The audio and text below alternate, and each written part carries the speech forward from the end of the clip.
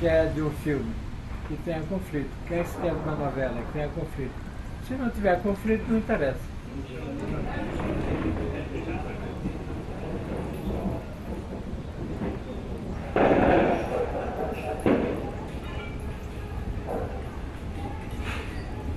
Porque eu moro muito alto no chão. Eu sou Jesus, já estou numa altura, eu moro no 12º andar de um prédio, em cima de uma igreja, no Rio de Janeiro.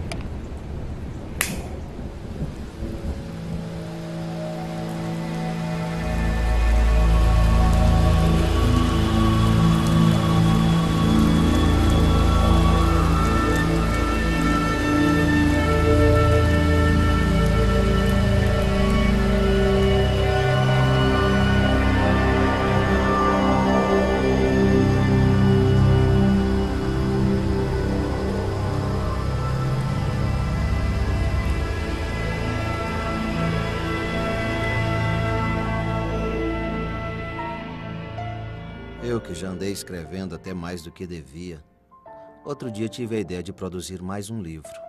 Algo bem pessoal, com marcado sabor biográfico. Tema da nova aventura literária. Minha vidinha pregressa. Desde os idos da distante década de 40. Nessa época, que já vai longe, eu estava bem encaminhado, como verdadeiro moleque, conhecido como Zezico pelas ruas e becos da Camboa do Mato, junto com meus parceirinhos de má fama, Moacir, Zeca, esmagado e trepidante, cara de castanha.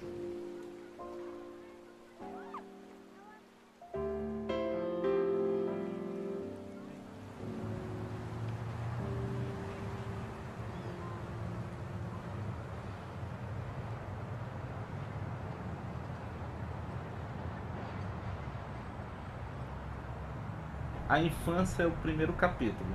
Sei. Essa infância... Eu me virei debaixo de uma calha cheia d'água derramando em cima de mim. E logo depois cortei o pé e ficou enrolado num pano sujo. O bom era a calha d'água caindo e o mal era aquele pano sujo amarrado no pé. Ali todo mundo gritava, sai daí e tal, não sei o quê, menos Teodora. Até a minha avó reclamava, mas a Teodora não. A Teodora me encantava principalmente por ser uma negra, alta, forte e misteriosa. Quando ela acabava o trabalho, ela se sentava num cantinho assim escuro, e ela já era escura, e que às vezes eu não via, então eu imaginava ela como tendo desaparecido. E ela gostava disso. Era uma contadora de histórias. Aprendi muito com ela.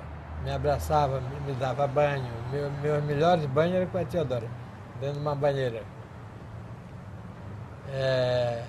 Virou minha segunda mãe. Então a minha mãe é branca, pequenininha, a Teodora era enorme. A minha mãe branca, a minha mãe negra e a minha avó Doroteia, que valia pelas duas. Lozeiro, se tu tivesse que montar um roteiro da tua vida... Olha, de maneira muito simples, né? Eu sou, até pela minha origem, eu sou muito ligado a menino de criança pobre. Eu fui um deles, na Rua da Camboa. E, para surpresa minha, um dos meus melhores trabalhos, depois de muito tempo, foi o Pichote. Botamos o menino no cinema, ele tinha o quê? Uns 7 anos, por aí. No dia da filmagem, ele cortou o pé. Esse cara tá de sacanagem, né?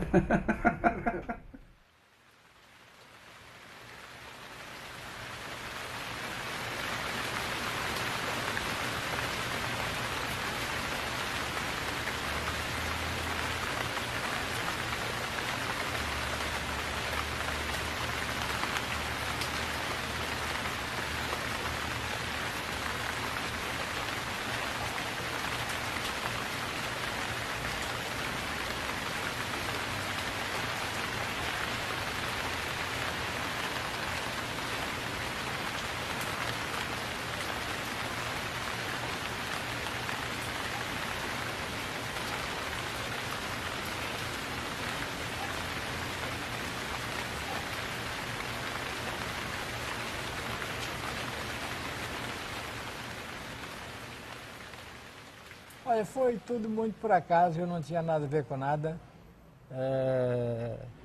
Como eu disse, eu era um aluno péssimo. E como meu pai era pedreiro, ele fez um negócio com o Luiz Rego, que era dono do Colégio São Luís. Não podendo pagar o colégio, ele respondia por todos os problemas que as chuvas dessem no colégio, e dava muitos, de telhado, de não sei o que, tal. Então ele se encarregava de consertar tudo, desde que eu estudasse, sem pagar. E o Luiz Rego se tornou muito amigo dele, amigo meu, e aí eu tive contato com uma professora chamada Maria Freitas, que era só dava aula em pé, parecia um soldado. Era uma pessoa semi-alegre, digamos assim, mas séria, firme, e que depois, não sei como nem porquê, se encheu de simpatia por mim. Graças às sábias orientações que recebi da professora Maria Freitas, já na minha tumultuada terceira série ginasial do Colégio São Luís, fui esquecendo os bravos coleguinhas para seguir os conselhos da elegante e querida mestra, mãe da menina Marita, que levava os estudos a sério, sob rigorosa fiscalização, o que não acontecia comigo. Meus pais tinham pouco ou nenhuma instrução. Apenas minha mãe Mandiquinha e, ocasionalmente, vovó Doroteia me estimulavam, mas o que diziam, os conselhos que davam, eram insuficientes para afastar-me de meus parceirinhos e abrir os livros. Ela abriu uma porta, mas na minha maneira de ver, ninguém faz ninguém. Minha mãe orientou muita gente e muita gente não deu em nada. Ele estava talhado para aquilo. Ela foi apenas um instrumento para colocá-lo no caminho. O colégio ficava pertinho da Praça Gonçalves Dias, quase que colado ali, e de um lado, em frente à igreja que está lá, dos remédios, havia um coreto. E eu, na condição de moleque de rua, organizei logo uma turma para brigar com turma de outros colégios, que nós nos reunimos ali, com dinheiro apostado. Quem perdesse, pagava. E eu andei ganhando mais 3 vezes, depois apanhando mesmo. E apanhava lá e apanhava em casa do seu Lozeiro. Quando eu chegava com a blusa rasgada, por mais que a minha avó escondesse, ele acabava descobrindo. Apesar de tímido, apesar de não gostar de estudar, de ser um garoto de rua, brigão, mas que ele tinha potencial. E começou a dar livros que ela comprava para mim e a sugerir livros para ele. Daí ele descobriu a biblioteca, começou a ler e começou a se interessar por literatura. Então ele ia ler e aos domingos ele ia lá para casa com folhas de papel ao maço, tiras de papel ao maço, com palavras que ele tinha visto e não conhecia. A palavra, eu acho que aí foi influência do meu pai, negócio de protestante, Bíblia, porque meu pai não sabia ler direito, e quem tinha que ler para ele era eu, né? E aí, claro que de repente, eu pulava coisas, mas eu lia para ele. E aí comecei a gostar das palavras, né? Eu digo, olha, ver, uma história tão antiga e a gente tá com ela aqui na mão, tal, etc. Eu acho que para mim esse resgate era uma coisa muito importante. Elas são mágicas, as palavras? São mágicas e são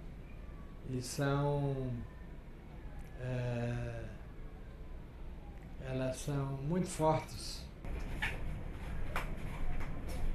Às vezes eu tinha dúvida sem saber que aquilo que eu estava lendo era verdade ou mentira, mas até aí não dava para... E a fama do livro não lhe permite dúvida. Por exemplo, um palavrão no meio de uma turma pode levar a um crime, né? Uma palavra.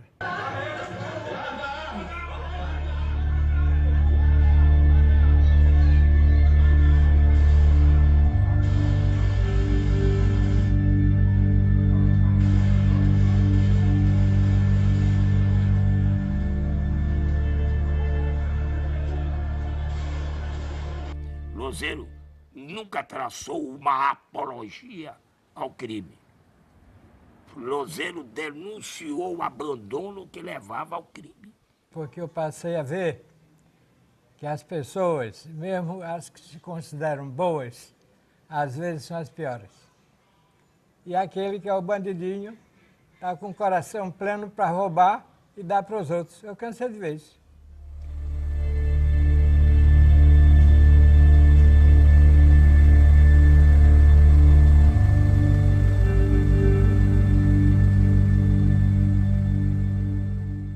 O pobre era aquele que bebia cachaça, geralmente pescador, colega do meu avô, bebia cachaça, não estudava, mas gostaria que o filho estudasse e se juntava numa quitanda lá perto de casa do seu mundiquinho.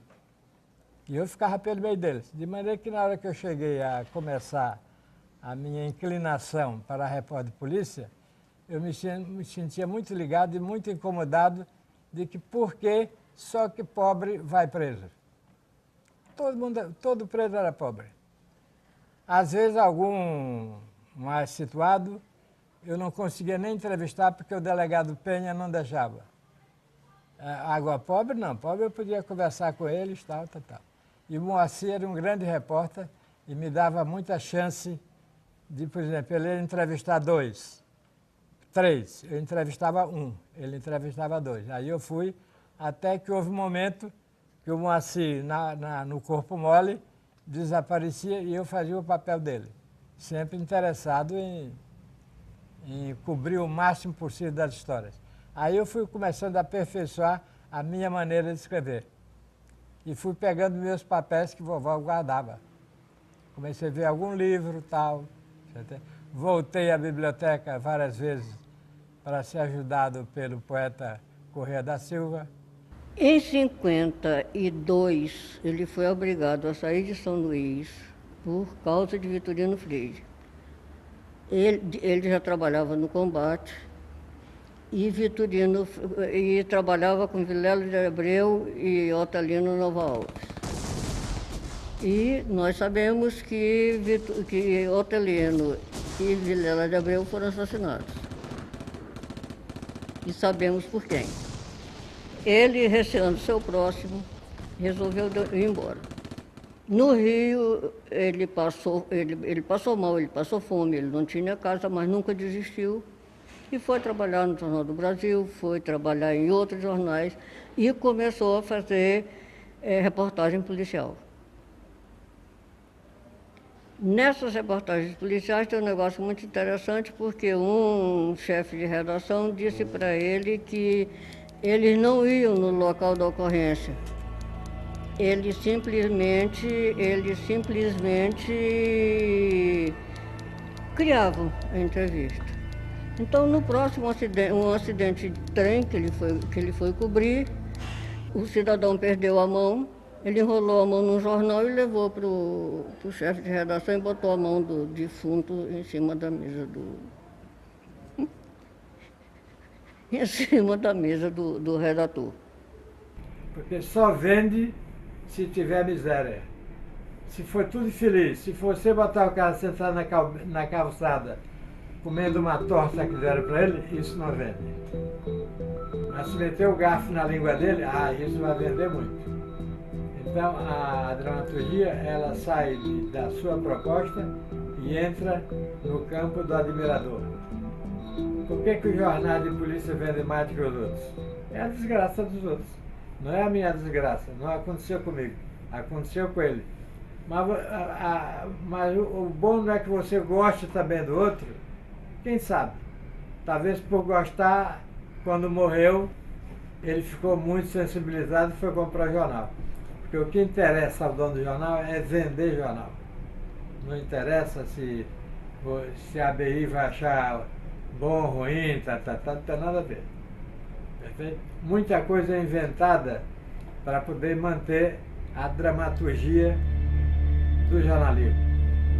Na verdade, no jornal a gente escreve vários roteiros todo dia. E aí eu peguei esse hábito de fazer coisa dramatizada. O jornalismo de Louzeiro, pela competência absoluta dele e pela sensibilidade social dele terminou virando um romance que não tem nenhum paralelo no Brasil, de uma linguagem simplíssima. Eu me lembro que em 1980 eu peguei o 575, 573, 574, eu ia para Lapa, me reuni com os amigos, e ia uma senhora de aspecto extremamente humilde, e no colo dela ia Lúcio Flávio, Passageiro da Agonia. Aquela literatura ela alcançava, ela podia ler, e o que é mais, ela vivia. Eu quero saber das coisas, para onde vão ou não vão, mas nós pensamos que vão. Céu, então, é um negócio muito distante.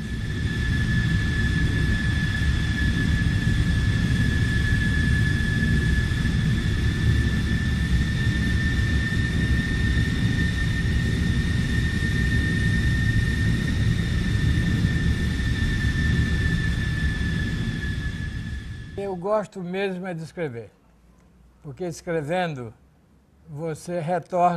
eu retorno ao passado.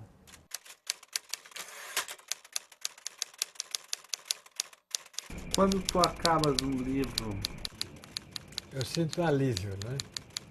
Sinto alívio. E tenho vontade de nunca mais voltar a revê-lo. Por mais que você procure se esconder, as entrelinhas lhe garantem um grande espaço. Às vezes você escreve mais nas entrelinhas do que nas linhas.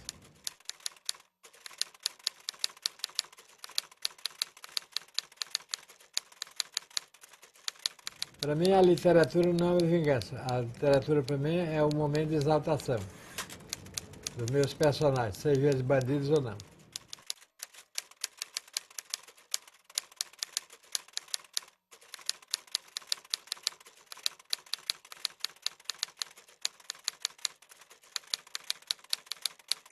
Para que a gente escreve? Essa é a pergunta que eu me faço. Escreve para marcar, antes de mais nada, a sua passagem por esse mundinho de tantas contradições, né? O que se busca escrevendo?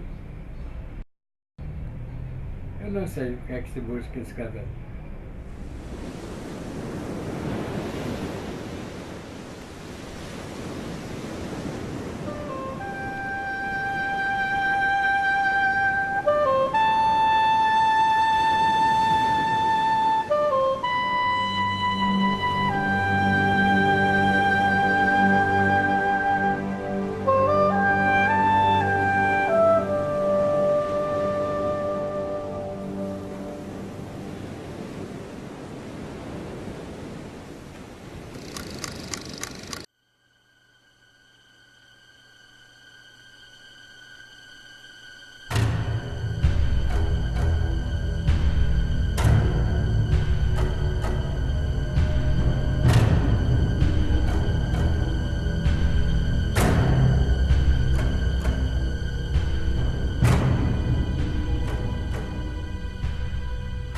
A grande atração do cinema é o ser humano.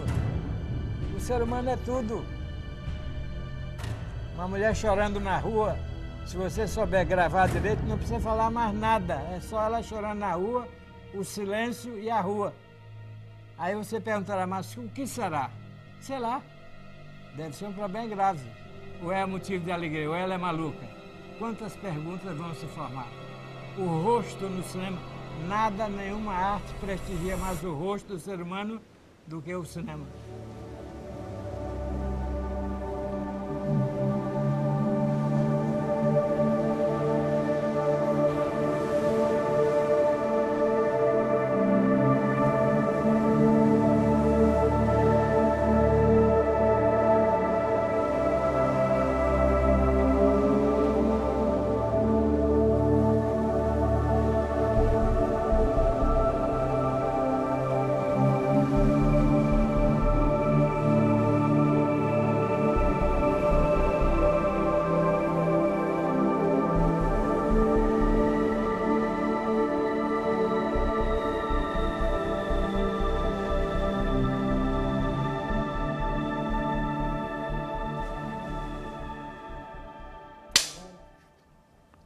Bom, eu fui sempre muito ligado ao cinema desde criança, por estranho que pareça, né?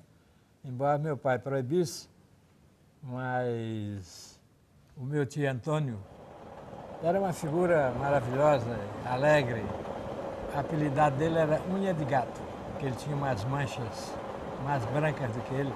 Ele era irmão da minha mãe. E aí, de noite, ele conversava muito com meu pai, enganava meu pai com conversas e tal.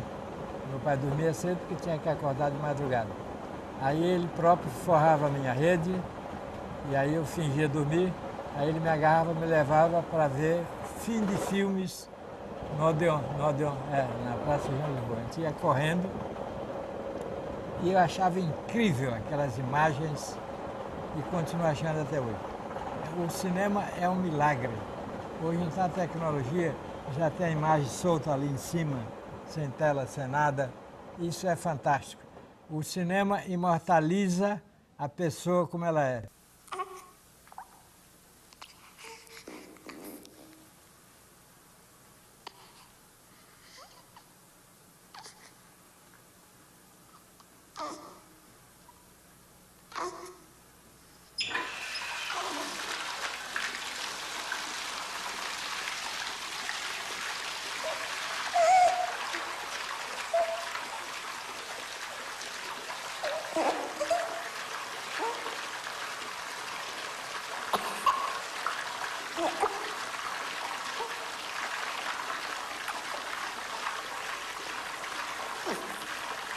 Ele falou da desgraça humana. Ele falou da falência humana. E nesse falar da falência humana, ele acolhe a todos. Porque a grande maioria é dos falidos, não é dos bem-sucedidos. Desde que a pessoa se disponha a ser alguma coisa no seu âmbito de trabalho, seja um bom pedreiro, seja um bom mecânico, seja um escritor, ele consegue. Eu acho que Louzeiro é um dos exemplos vivos disso. Quem visse Louzeiro aos 15 anos de idade jamais poderia dizer que ele chegaria onde ele chegou. Ele foi mais do que um humanista, ele foi mais do que Ele foi apenas um grande ser humano. É uma pessoa de uma coragem como poucos. Ele enfrentou a fome, o frio, a solidão no Rio, em nome de um propósito. E eu acho que isso merece um respeito enorme, mais do que admiração, que se possa ter pelo intelectual que ele é, mas o respeito pelo homem que ele é. Olha, eu vou lhe dizer um negócio agora que me ocorreu que é um absurdo, né? Mas vou lhe dizer. Eu, para mim, sempre achei que um bandido está muito mais próximo da santidade do que um padre. Sabe por quê? Porque ele se defronta com o ser e não ser. Morrer ou ficar vivo. Um bandido é gente, como a gente. Mas na hora que ele está em ação, ele está dizendo adeus para a vida dele. Do outro, mas dele também. Perfeito? E de maneira que isso aí me empolga muito. Essa capacidade de chegar a esse extremo. Às vezes o cara sai para matar e morre. Mas ele está todo voltado para ser o vingador, mas morreu. E aí, como fica? Não fica nada. Então, o problema nosso e o meu é que eu me bato muito é contra esse nada. O que é o nada? Cortou. Cortou.